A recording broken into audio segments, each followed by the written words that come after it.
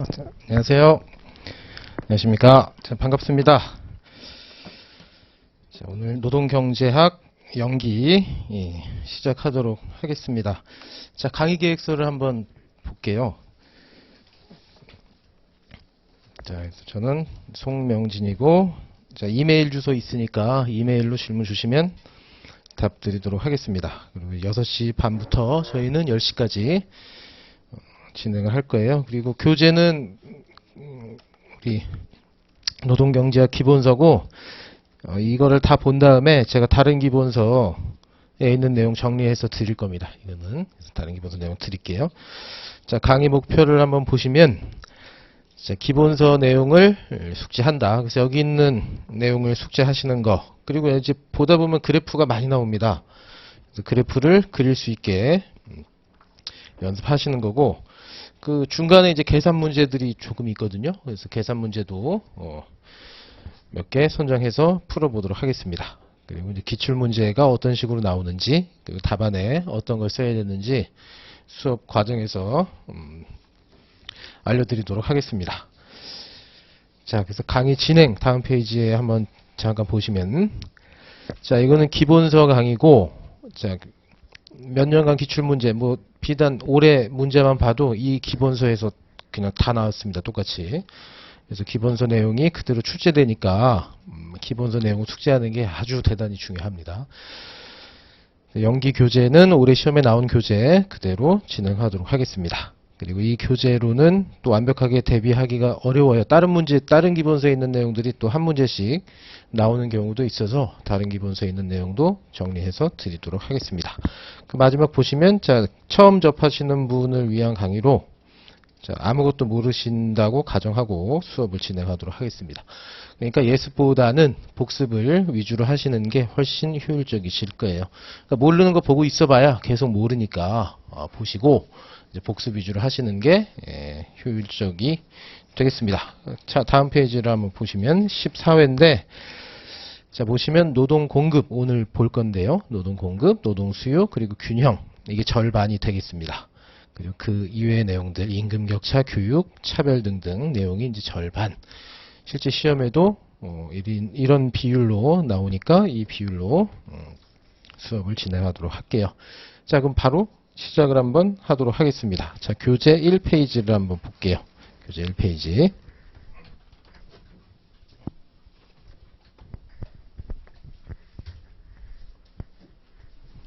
노동경제학이란 해서 나옵니다. 어떤 이유로 노동경제학을 선택하셨는지는 모르겠으나, 노동경제학은 이제 그래프, 그리고 그래프에 맞는 답 찾는 게 노동경제학일 거예요. 아마도 법은 좀 안 맞고 경영학은 암기가 좀 힘들어서 오신 분들도 있을 것이고, 경제학을 하다가 오신 분도 있을 건데, 이 노동경제학은 경제학의 일부긴 한데,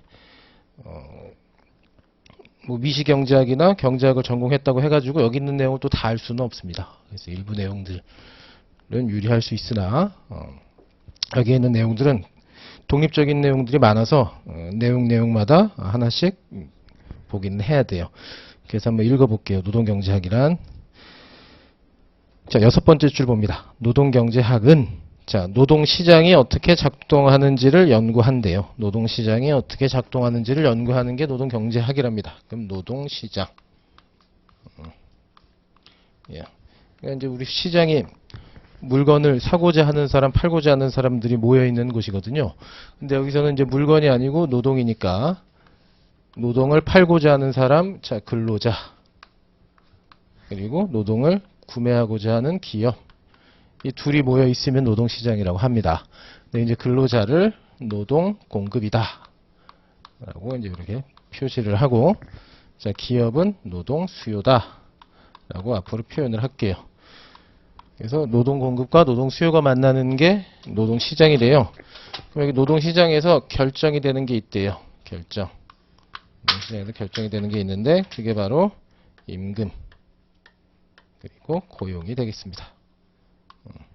그래서 우리가 보고 싶은 건, 노동경제학 보는 건 결국 이거예요.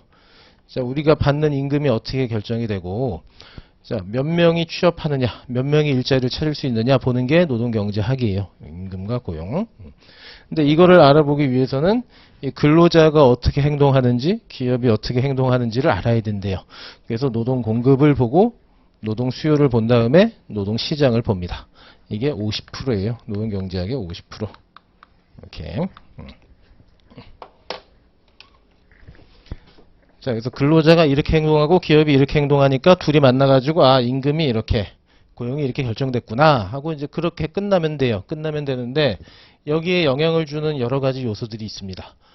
자, 가령, 정부.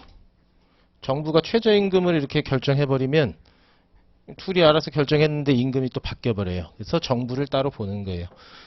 그리고 노조도 있습니다. 노조. 자, 노동조합이 힘이 세면, 또 둘이 결정된 임금 혹은 고용에 영향을 미쳐요. 또 차별도 있어요. 차별. 또 차별이 있으면 상대적으로 어떤 집단은 임금을 덜 받게 돼요. 그러니까 둘이 결정한 임금과 고용으로 끝나면 좋은데 그 이외에 또 영향을 미치는 요인들이 있으니까 이거를 따로 봐요. 50%. 그래서 수요 공급 요게 50, 나머지 50. 그래서 올해 시험에서도 요거 50. 노동 공급에서 절반, 나머지에서 이렇게 절반이 나왔다 생각하시면 되겠습니다.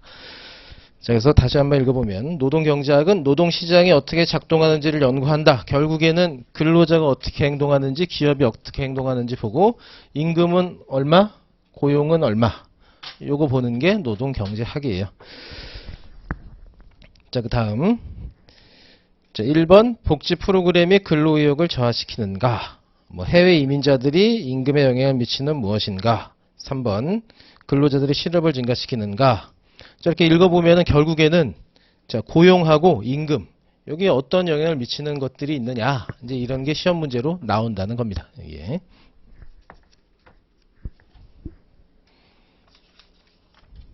자, 다음 페이지요. 자, 3페이지 1-2번 노동시장의 배우들. 자, 노동시장 배우들 두 번째 줄에 있습니다. 노동시장에서 최고의 주연 배우는 근로자.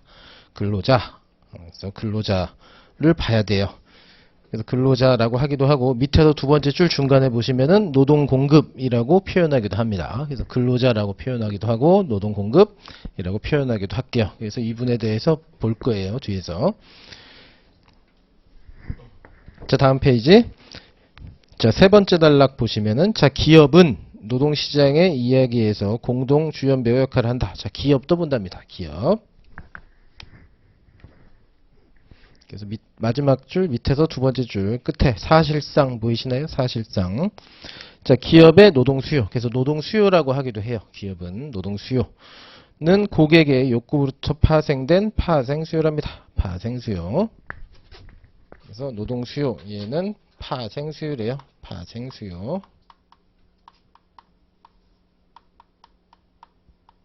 자, 파생 수요랍니다. 파생 어디서 빠져나왔다는 얘기거든요. 상품 파생 수요란 얘기예요. 파생 수요. 그러니까 노동 수요. 기업이 사람 뽑아야지라고 한다는 생각은 기업이 물건을 찍으니까 그래서 사람 뽑는다는 얘기거든요. 그래서 물건을 찍으니까 거기에서 유발되는 수요다 해서 파생 수요라고 언급하는 거예요. 그래서 파생 수요다. 그래서 우리는 기업은 앞으로 노동 수요라고 부를 겁니다. 기업은 노동 수요. 근데 파생 수요니까 상품에 대한 파생 수요니까 우리는 노동 수요를 볼 때 상품도 볼 거예요. 상품도. 상품을 많이 찍으면 물건을 많이 찍으면 사람 많이 쓸 거고 물건을 안 찍으면 또 사람 안 쓸 거거든요. 그래서 상품에 대해서도 보긴 할 겁니다. 노동 경제학이지만. 자, 다음 페이지 보시면은 자, 5페이지. 자, 두 번째 단락에 여섯 번째 줄. 동시장 균형에 도달한다 라고 있거든요. 자, 자유경쟁 시장에서 빨간색으로 써 있네요. 자, 균형 동그라미 하시고 자, 공급과 수요가 일치할 때 달성된다. 그래서 근로자 보고 기업 보고 균형에서 임금과 고용이 어떻게 결정되느냐를 볼 거예요. 자, 그래서 균형이라고 하는데 자, 균형의 뜻은요. 이동의 유인이 없는 상태 라고 알아두시면 좋습니다. 균형. 우리가 균형이란 말 많이 쓰는데 균형은요 이동의 유인이 없는 상태다 이렇게 알아두시면 좋습니다. 자, 가령 그래프에 있는데 이건 안 그리셔도 돼요. 자, 가령 이렇게 있어요. 이렇게. 자, 여기를 균형이라고 해요. 균형. 얘는요 딴 데 갈 데가 없어요. 여기밖에 없거든요. 근데 만약에 이렇게 있다. 이렇게. 그럼 얘는 여기에 가도 되고 여기에 갈 수도 있어요. 이렇게. 그래서 이런 건 균형이라고 하지 않습니다. 이것도 마찬가지예요. 그래서 이런 것도 균형이라고 하지 않아요. 그래서 여기 이동의 유인이 없는 상태 여기를 균형이라고 합니다. 균형. 균형은 이동의 유인이 없는 상태. 그래서 쉬운 말로 유일한 점이라고 하기도 해요. 균형을. 자, 그래서 이제 기본적인 주인공들을 보셨고, 자, 이제 본격적으로 한번 보도록 하겠습니다. 자, 이제 1장은 끝났고요. 자, 2장부터 봐요. 실제 시험에 나오는 건 2장부터 나옵니다. 2장. 노동 공급. 자, 우리는 결국에는 이 노동시장을 볼 건데, 노동시장을 보려면 근로자와 기업이 어떻게 행동하는지를 알아야 돼요. 그래서 근로자가 어떻게 행동하는지 알아보기 위해서 노동 공급을 한번 보도록 하겠습니다. 그래서 올해 시험에 50점은 이 노동 공급에서 나왔어요. 노동 공급에서. 노동 공급. 자, 첫 번째 줄에 있습니다. 자, 모든 사람은 일을 할지 말지 여부를 결정해야 된대요. 일을 할지 말지 여부를 결정해야 된다. 그래서 이게 근로자를 분석하는데 첫 번째 조건입니다. 그래서 근로자는 노동 공급이라고 하는데, 공급은 근로자.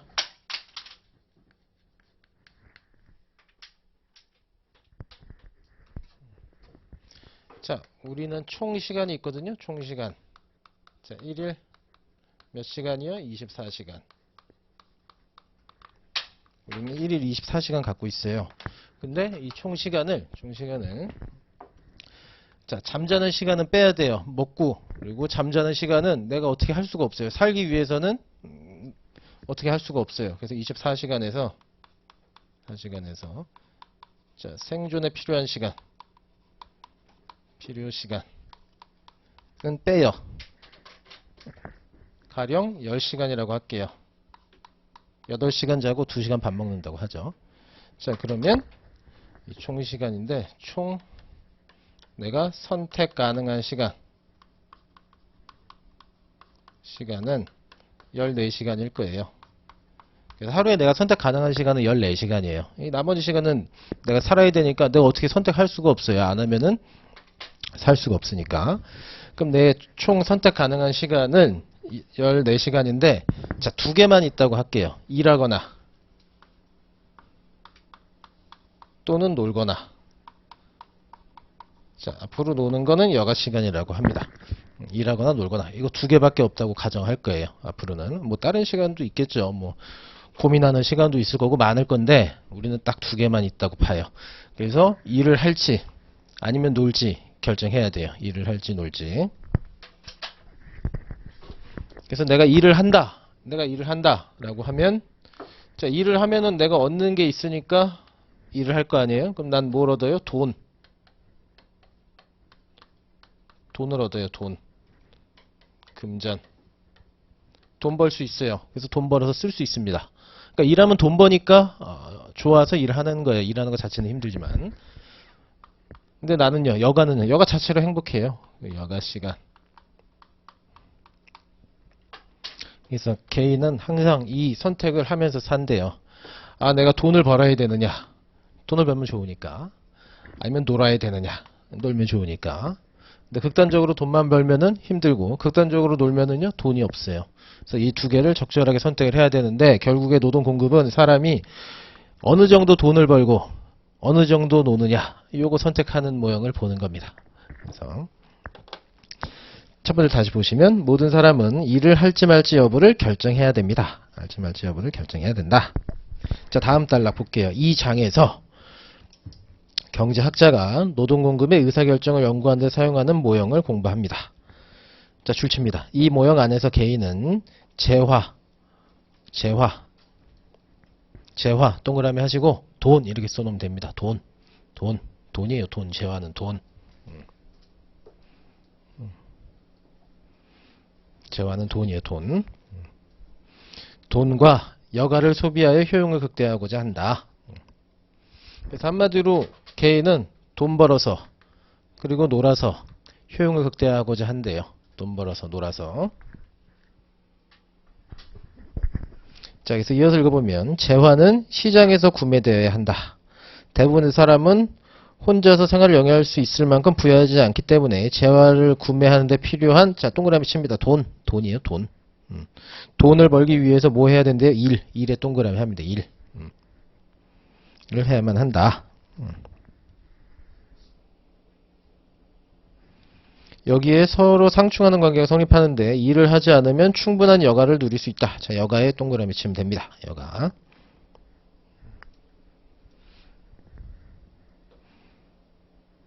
누릴 수 있지만 삶을 더욱 풍요롭게 하는 재화와 서비스를 소비할 수 없다. 일을 한다면 재화 서비스를 충분히 구매할 수 있지만 소중한 여가를 포기해야 돼요. 둘 다 얻을 수는 없대요. 시간의 제약이 있어서 둘 다 얻을 수는 없답니다. 자, 줄칩니다. 별표 치세요. 노동과 여가 선택 경제 모형. 그래서 앞으로 우리는 이걸로 볼 거예요. 노동과 여가 선택 경제 모형. 그래서 시험 문제 이제 이렇게 나옵니다. 노동, 여가 선택 모형으로 설명하시오. 선택 모형을 이용해서 이제 근로자를 설명해 봐라. 이렇게 실제로 시험에 나오거나, 아니면 이 노동을 싹 바꿔요. 일해서 뭐 한다고요? 돈 번다고 그랬죠? 그래서 소득, 여가, 선택 모형이라고 하기도 해요. 둘 다 똑같습니다. 노동, 여가, 선택 모형이나 소득, 여가, 선택 모형이나 똑같은 거예요.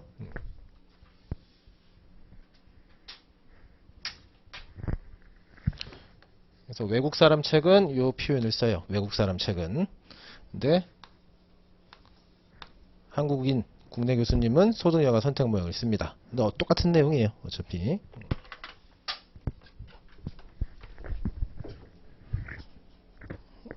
자, 다음 페이지 한번 보겠습니다. 자, 그래서 근로자는 일하거나 놀거나를 선택해야 되는구나. 네. 그 내용 아시면 되고, 구체적인 모형은 조금 더 뒤에서 보겠습니다.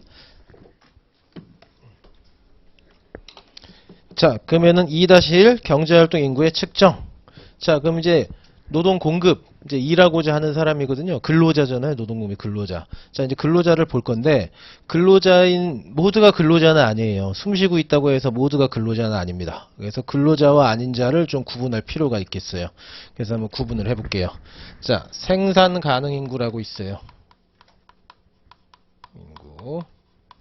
자, 15세 이상. 자, 15세 이상이면은 일할 수 있습니다. 법적으로. 15세 이상. 부모님의 동의는 필요하지만 15세 미만은 고려하지 않아요. 8살짜리 보고 근로자라고 할 수는 없으니까. 15세 이상자만 한번 볼게요. 근데 이 중에서 일할 수 있는 사람 중에서 진짜 일하고자 하는 경제활동 인구가 있고 비경제활동 인구가 있답니다.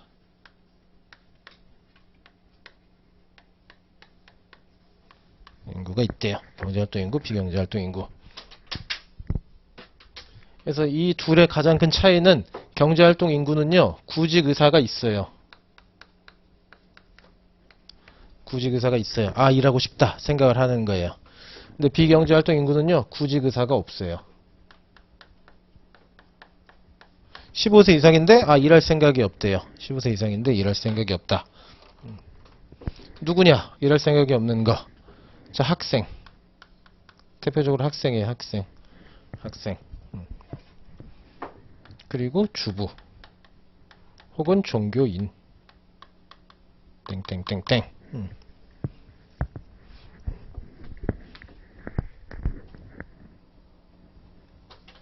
그래서 이분들은 15세 이상인데 근로자라고 부르지 않습니다. 이분들은. 자, 그러면 이제 여기 이분들 한번 볼게요. 이분들을. 실업자에서 경제활동 인구는 둘로 나눠져요. 취업자. 자, 실업자. 취업자, 실업자. 자, 구직의사도 있고, 여기는 구직의사도 있고, 일해요. 구직의사도 있고, 일해요. 이런 분들이 취업자. 구직의사도 있는데, 일하지 않아요. 이분이 실업자. 실업자. 근데 이분들도 일 안 하거든요. 이분들도 일 안 해요. 그래서 실업자와 비경제활동 인구의 차이는 뭐예요? 구직의사의 차이예요. 구직의사의 차이. 구직의사가 없어지면은 비경제활동 인구 되는 거고, 이렇게 되면은 실업자 되는 거예요. 구직의사가 생기면. 그래서 우리가 노동 공급이다 라고 하는 분들은 이분들 얘기하는 겁니다. 노동 공급. 노동 공급자는 구직의사가 있는 분들을 얘기하는 거예요. 생산 가능 인구를 주로 P라고 쓰고요. P. 경제활동 인구는 L이라고 써요. L. 취업자는 E라고 쓰고 실업자는 U라고 씁니다. U. 비경제활동 인구는요. N이라고 써요. N.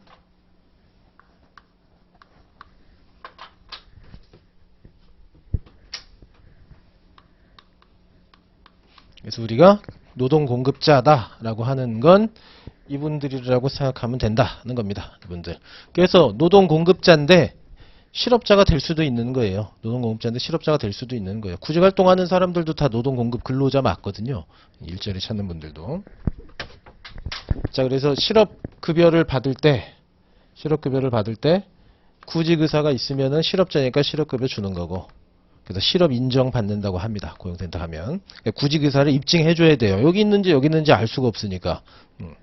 근데 해외여행 간다. 실업급여 받고 해외여행 가면 구직 의사가 없는 거 아니에요. 놀러 갔으니까. 그럼 실업급여 이제 다 부정수급으로 내놔야 돼요. 2배. 그래서 실업자와 비경제활동 인구는 구직 의사로 결정한다. 자, 이렇게 돼 있고, 자, 얼마 전에 이제 시험 문제로 요게 한번 나왔습니다. 자, 마지막 줄에 보시면, 자, 경제활동 참가율. 그럼 이제 이게 통계로 나오는데, 경제활동 참가율.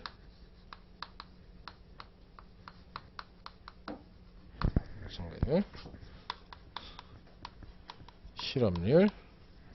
자, 고용률.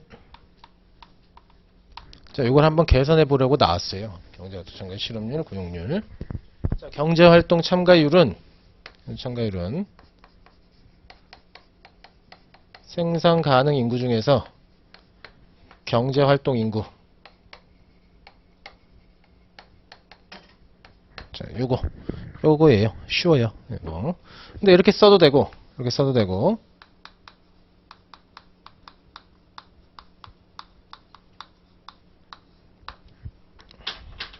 가능 인구 대신에 취업자, 실업자.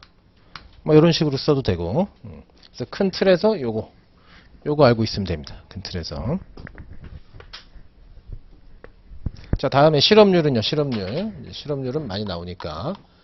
실업률. 자, 구직의사 있는 사람 중에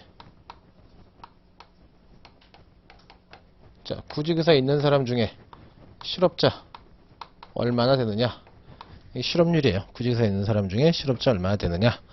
이렇게 써도 되고, 아니면은 취업자랑 실업자 다 더했을 때 실업자 얼마나 되느냐? 이렇게 해도 되고. 이게 실업률입니다. 실업률. 근데 이제 이 실업률이 문제가 좀 있는 게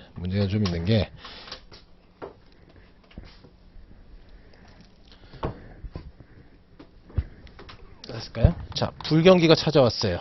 불경기. 경기가 너무 안 좋아요. 너무 안 좋아서 나 실업자였는데 도저히 일자리가 안 찾아져서 나 그냥 공부나 할래 하고 이렇게 학생 됐어요.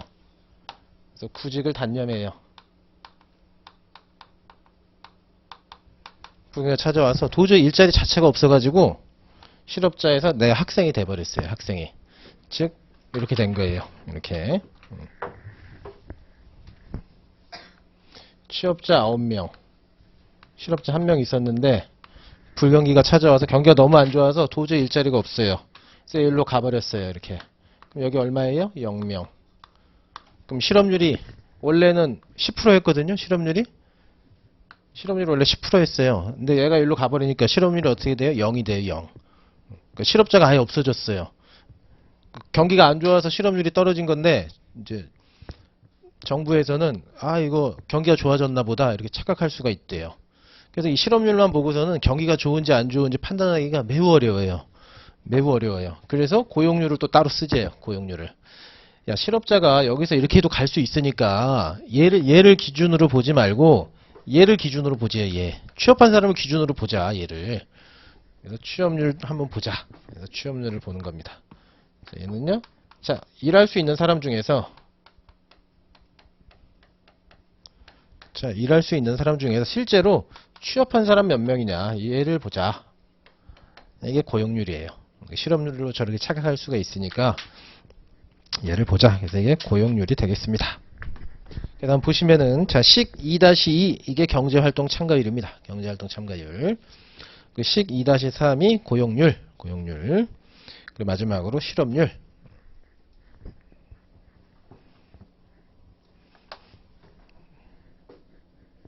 자, 그래서 실업률이 이렇게 불경기에 실업자들이 집에 가버리니까 실업률이 막 0이 되고 이러거든요. 그럼 이거 굳이 뭐하러 이거 써요? 그럼 고용률 쓰면 되지. 그래서 고용률 쓰면 되지. 보니까 저희 나라가 복지가 엄청 좋아졌어요. 복지가 엄청 좋아져서 나 취업자였거든요. 취업자였는데 굳이 나라에서 다 먹고 살게 해주고 학비도 다 무료예요. 다 잘 돼 있어요. 시스템이. 그래서 나 굳이 일할 필요가 없어요. 굳이 나 일할 필요가 없어서 나 또 학생 됐어요. 그러면 취업자 줄어드니까 고용률 떨어질 거 아니에요. 근데 이건 또 좋은 거잖아요. 고용률 떨어졌을 때. 이것도 좋은 거거든요. 그러니까 고용률이 높다고 무조건 또 좋은 게 아니에요. 낮다고 또 무조건 나쁜 것도 아니고. 그러니까 고용률도 이게 만능이 아닌 거예요. 그래서 실업률과 고용률을 둘 다 봅니다. 둘 다. 그래서 집에 가실 때 노동청 아니면 노동부 이렇게 써서 핸드폰으로 이렇게 홈페이지 보시잖아요. 그럼 이거 다 떠 있어요. 홈페이지에. 실업률, 고용률 같이 떠 있습니다. 같이. 자, 그럼 숨겨진 실업자 봅니다. 첫 번째 줄. 자, 노동통계국 돼 있는데 그냥 정부라고 생각하면 됩니다. 정부는 실업자에 대한 동그라미 합니다. 주관적인 측정치에 근거한 실업률을 계산한다. 자, 어떤 개인이 실업자로 분류되기 위해서는 일시적인 해고 상태에 있거나 4주 동안 일자리를 찾기 위해 주십니다. 적극적으로 노력했다고 응답해야 돼요. 한마디로 주관적이란 얘기는 요거 구직 의사 이게 주관적이란 얘기입니다. 그 사람밖에 몰라요. 그 사람 속마음은 구직 의사가 없어도 구직 의사가 있다고 하면 구직 의사 있는 거예요. 그러면 실업급 줘야 돼요. 그렇게 되면. 그래서 이게 객관적이지가 않습니다.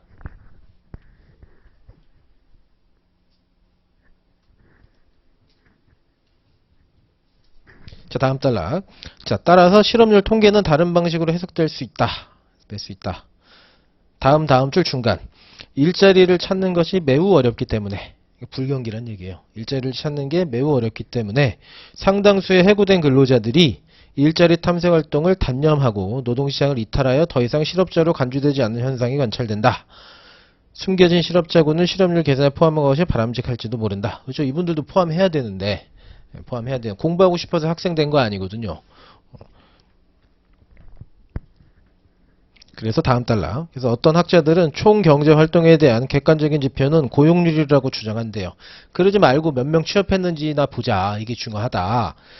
근데 고용률은 단순히 전체 인구 중에 일자리를 갖고 있는 사람의 비율을 나타낸다. 그러나 고용률은 스스로 실업자라고 생각하는 사람과 비경제활동 인구를 구분하지 않고 함께 묶어서 생각하는 단점이 있습니다. 비록 비경제활동 인구 중에는 숨겨진 실업자들이 포함되어 있기도 하지만 은퇴자 집단, 나 진짜 일하기 싫어서 안 하시는 분들이거든요. 은퇴자 집단. 은퇴했으면 이제 그만 일하셔야죠. 근데 이분들이 고용 안 됐다고 나쁘다고 볼 수 없는 거예요. 또 어린아이를 양육하는 여성, 이분들이 일하지 않는다고 나쁘다고 볼 수 없는 거죠. 그리고 현재 학교에 등록한 학생이 마찬가지입니다. 등 일할 의도가 거의 없는 대다수 사람들이 여기에 속해 있어요. 그래서 고용률이 높다고 무조건 좋거나 낮다고 무조건 나쁘다라고 얘기할 수도 없다는 겁니다.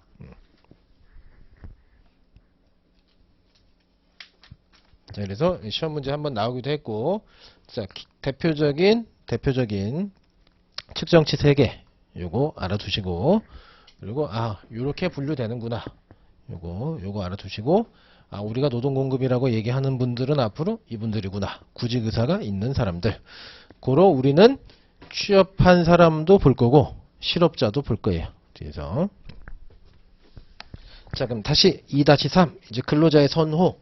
자, 이제 구직 의사가 있어요. 구직 의사가 있는 사람들을 기준으로 근로자들의 선호를 한번 보겠습니다. 선호. 자, 말이 좀 어려운데 선호. 그냥 좋아하는 거예요. 근로자들이 좋아하는 거.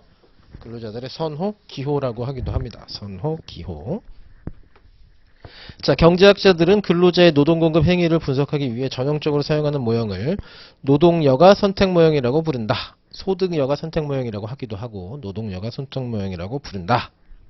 이 모형은 어떤 개인이 일을 할지 여부와 일을 하기로 했다면 몇 시간 동안 일을 할 것인지 결정하는 주요 요인들을 분리하여 분석합니다. 자, 그럼 다음 페이지. 자, 우리 모형의 분석의 대상이 되는 대표적인 개인은 일정한 시기에 재화의 소비와 여가의 소비로부터 효용을 얻는다라고 가정한답니다. 자, 다음 효용과 무차별 곡선.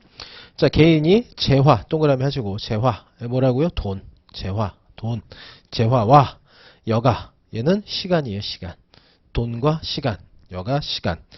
여가의 소비로부터 만족을 얻는다는 개념은 다음과 같은 효용 함수로 요약할 수 있다. 효용 함수. 이거는 마치 수학과 같은 거래요. 수학과 같은 거랍니다. 돈과 시간으로 행복을 얻는다는 것은 불변의 진리래요. 불변의 진리다라고 가정합니다.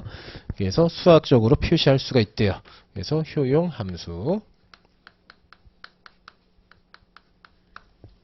자, 이제 효용이란 말이 계속 나올 건데요. 효용은요, 만족감이에요. 만족감. 효용은 만족감. 자, 이 효용 함수가 뭐냐? 효용 함수는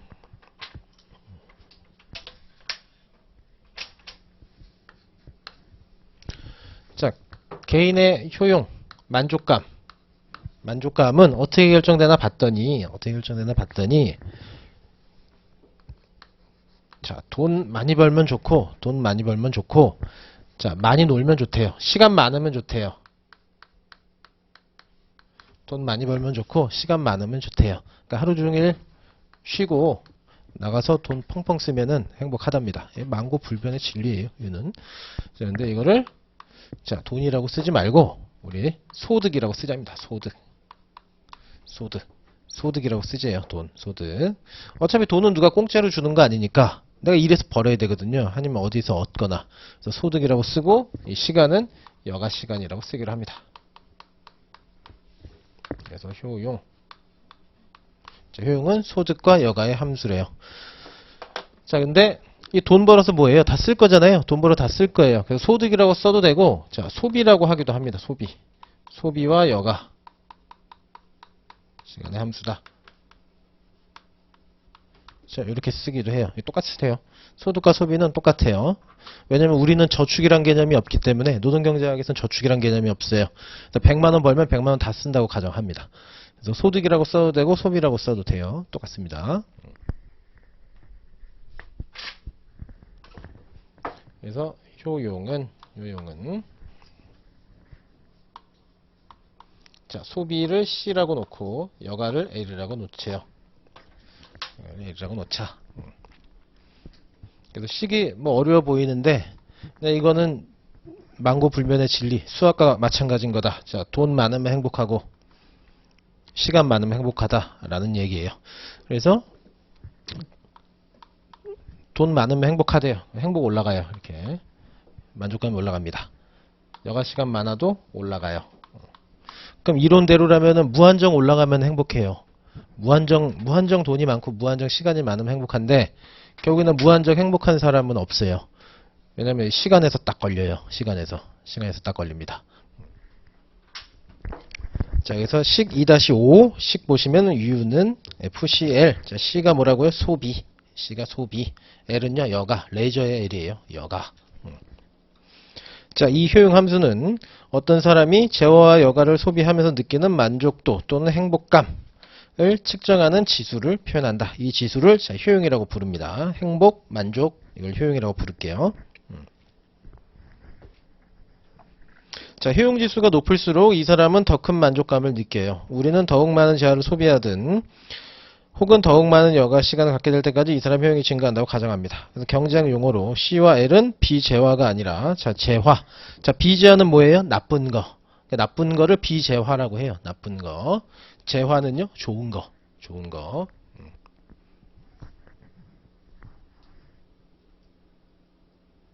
그래서 비재화를 한자로 악재라고 합니다. 악재. 재화는 한자로 선재라고 합니다. 선재. 착할 선, 선재. 선재, 악재. 그래서 비재화는 나쁜 거예요. 나쁜 거. 근데 돈과 여가는요. 개인한테 좋은 거거든요. 그래서 재화. 그러니까 좋은 겁니다. 재화로 분류된다.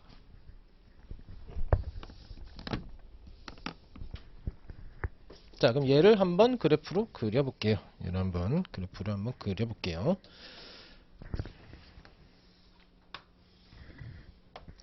자, 세로축을 소비, 돈,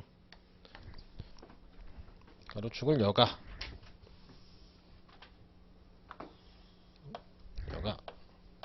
시간. 그래서 개인의 행복은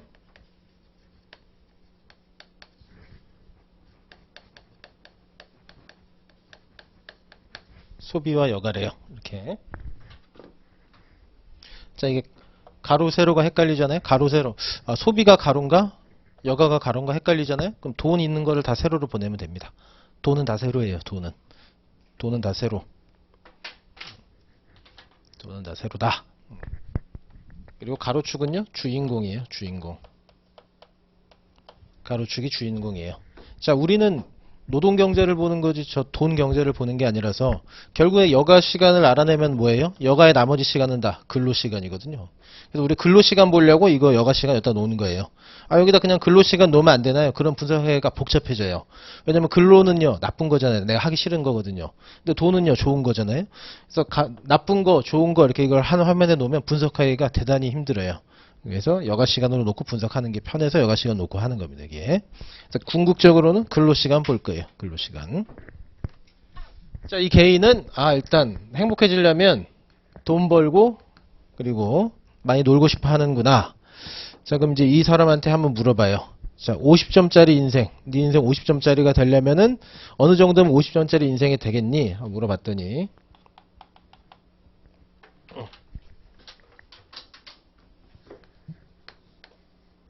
9만원 벌고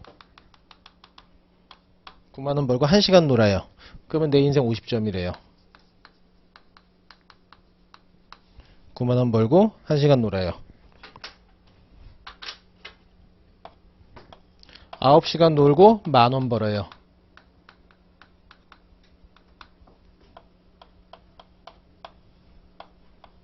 그럼 난 50점이래요. 근데 둘 다 이렇게 행복하지는 않을 거예요. 자, 얘 9만원 벌긴 벌지만 자는 시간 빼고 노는 시간이 1시간밖에 없어요. 쉬는 시간이. 그러니까 힘들 거예요. 쉬는 시간이 좀 없어서. 얘도 마찬가지. 많이 쉬니까 좋긴 한데 돈이 없어서 그렇게 행복하진 않을 거예요. 그래서 둘 다 50점짜리 인생입니다. 그러면 여기는요. 5 하면 50점짜리 인생일 것 같은데 이러면 행복해요. 적당히 돈 벌고 적당히 여가 시간을 즐기니까. 그래서 얘한테 물어봤더니 4시간 4만원. 그래서 4만원 벌고 4시간 놀면 난 그러면은 50점짜리 인생이래요. 50점. 그래서 이어봤더니 직선이 아니라 이렇게 곡선의 형태가 돼요. 이렇게 곡선의 형태가 됩니다. 그럼 여기는 다 50점짜리 인생이에요. 50점짜리. 그럼 여기는 5만원 벌고 5시간 놀고 5만원 벌면요. 이건 조합이 좋아서 얘는요 60점짜리 인생이에요. 60점짜리 인생. 그래서 직선이 아니라 곡선 형태로 마찬가지로 이렇게 도출이 될 거예요. 60점. 그래서 이 직선이 아니고 곡선의 형태로 나타나는 이유는, 자, 개인들은요 이 적절한 조합을 훨씬 더 좋아한대요. 극단적인 조합보다 적절한 조합을 좋아한답니다. 사람이니까 그러는 거예요. 사람이니까. 그래서 이걸 보고, 자, 여기 50점이죠. 여기도 50점이죠. 여기도 50점이죠. 다 똑같죠. 다 똑같은 인생이거든요. 그래서 차별이 없어요. 다 똑같아요. 자, 동등한 효용을 다 이은 거예요. 동등한 효용이에요. 동등한 효용. 동등한 효용. 동등 효용. 동등이니까 차별이 없는 거잖아요. 차별이 없는 거잖아요. 차이가 없는 거예요. 무차별 곡선이라고 합니다. 그래서 이걸 보고 무차별 곡선이라고 해요. 동등한 효용을 보장하니까, 동등이니까, 차별이 없으니까 무차별 곡선이라고 합니다.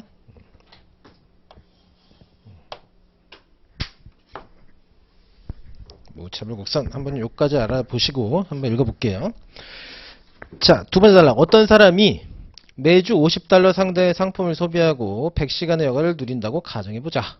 자, 이러한 소비와 여가의 선택에서 이 사람이 25,000원의 효용을 누린다고 하자. 이 사람은 재화의 여가의 상당한 조합으로부터 동일한 효용 수준을 누릴 수 있음을 상상할 수 있습니다. 자, 예를 들어 이 사람은 500을 소비하고 100시간 여가를 누리는 것과 400을 소비한 대신 125시간의 여가를 누리는 것이 전혀 차이를 느끼지 못한다고 얘기할 수도 있습니다. 그림은 특정 수준의 효용을 주는 소비와 여가의 여러 조합을 그림을 표현하고 있습니다.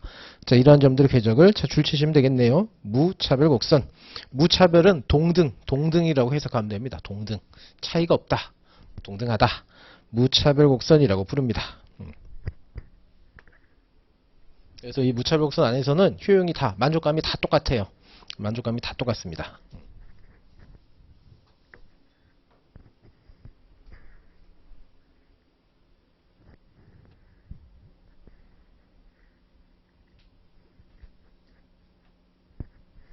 자, 다음 페이지. 이 무차별 곡선의 특징을 한번 볼게요. 자, 1번.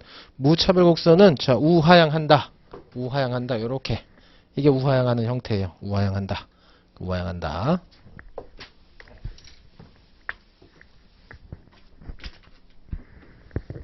자, 우하향, 우상향이란 말이 나오거든요. 자, 언제나 출발점은 여기에요. 언제나 출발점은 여기. 여기서 출발해요. 이쪽이 오른쪽이잖아요. 그러니까 이쪽으로 갈수록 그래프가 올라가냐 떨어지느냐 이거 물어보는 거예요.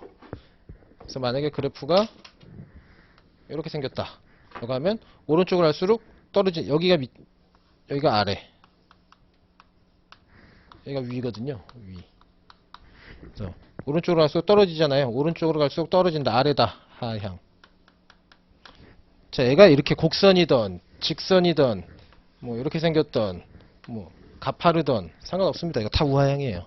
직선이든 어떤 형태든 다 똑같아요. 마찬가지. 자, 이렇게 생길 수도 있어요. 자, 이렇게. 그럼 이렇게 생길 수도 있죠. 그럼 얘는요. 뭐예요? 얘는 우상향. 위잖아요, 위. 우상향입니다. 우상향. 그래서 가끔 가다가 그래프를 이렇게 그렸는데 자, 본인이 이렇게 그렸어요. 본인이 이렇게 그렸어요. 근데 이게 우하향인지 우상향인지 알지 못하면 안 되는 거예요. 그래서 우하향.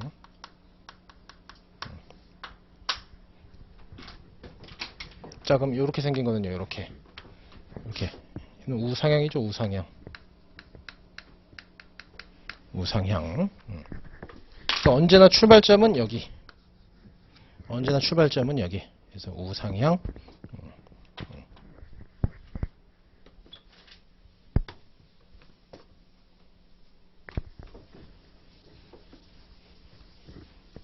자, 그러면은 우하향한다. 무차별 곡선은 우하향한다. 아, 요렇게 생겼구나. 우하향한다. 자, 두 번째. 원점에서 멀리 떨어질수록 더 높은 효율을 의미한대요. 자, 일로 나갈수록 효용이 더 커요. 효용이 더 크죠. 자, 더 클 수밖에 없는 이유가 있습니다. 여기. 이쪽으로 오시면.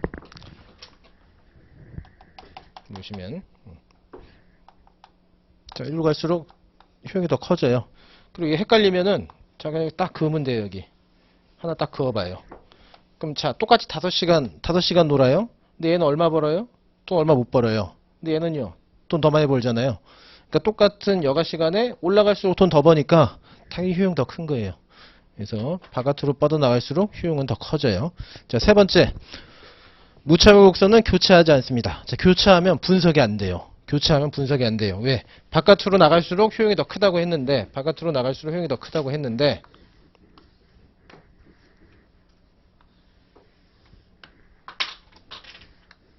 자, 만약 이렇게 돼 있어요. 그러면, 얘 바깥으로 나갔네? 여기는 효용이 더 커요. 근데 여기는요, 얘 안쪽으로 들어왔네? 여기 효용이 더 작아요.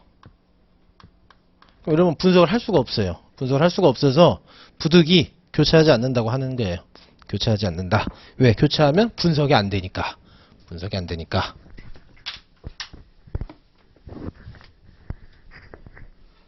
이 세 가지 가정. 자, 마지막 네 번째. 다음 페이지. 자, 무차별 곡선은 원점에 대해서 볼록하다. 옆에다 써놓습니다. 직선이 아님.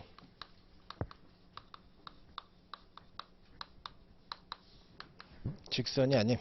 곡선의 형태예요. 곡선의 형태. 곡선의 형태. 자, 요것도. 자, 원점이 어디예요? 여기. 모든 기준은 다 여기거든요.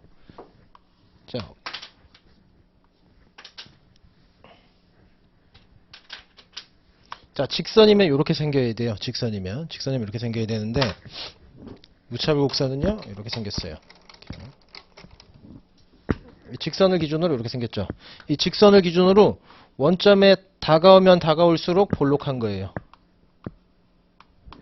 딱 봤을 때 나한테 내가 여기서 이렇게 볼 거 아닙니까? 여기서 봤을 때 직선을 기준으로 나한테 가까우면 볼록한 거예요. 볼록은 가까운 거예요. 가까운 거. 볼록은 가까운 거. 근데 이 직선을 기준으로 나한테 멀어지면요. 멀어지면 오목한 거예요. 오목. 그래서 가까우면 볼록하다, 멀어지면 오목하다. 이거 특정해서 물어보진 않겠으나 알아두면 좋습니다. 이거.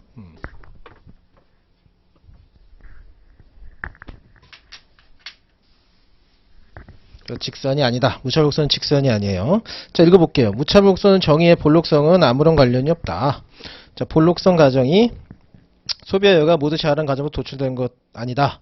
무차별 곡선의 볼록성은 효용함수 형태에 대한 가정을 반영한 결과이다. 자, 동일한 기간에 일과 여가 활동에 시간을 배분하는 개인을 관찰하게 되면 우리는 무차별 곡선이 원점에 대해서 볼록해야만 한다는 결과를 얻게 될 것이다. 자, 사람이기 때문에 직선이 될 수가 없대요. 사람이기 때문에 직선이 될 수가 없대요. 그래서 무차별 곡선이 만약에 직선이다 라고 한다면, 자, 만약에 무차별 곡선이 직선이에요. 이렇게.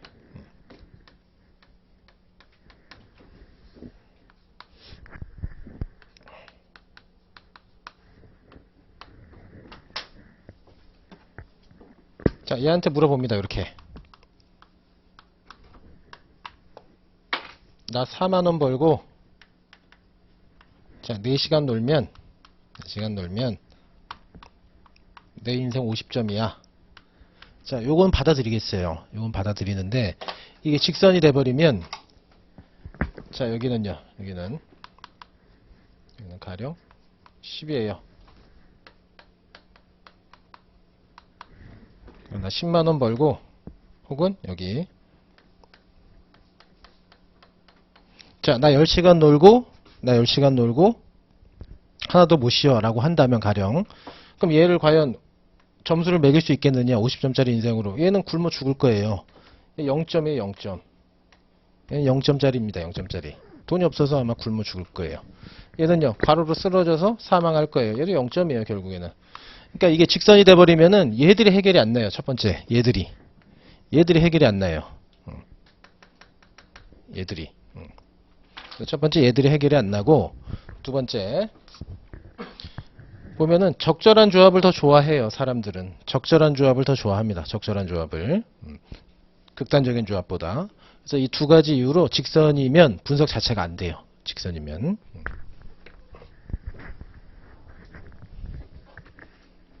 그래서 무차별 곡선은 원점에서 볼록한다는 얘기는 직선이면 분석할 수가 없다 이겁니다. 직선이 아니다. 자, 여기까지 보시고 자, 쉬었다가 이어서 보도록 하겠습니다.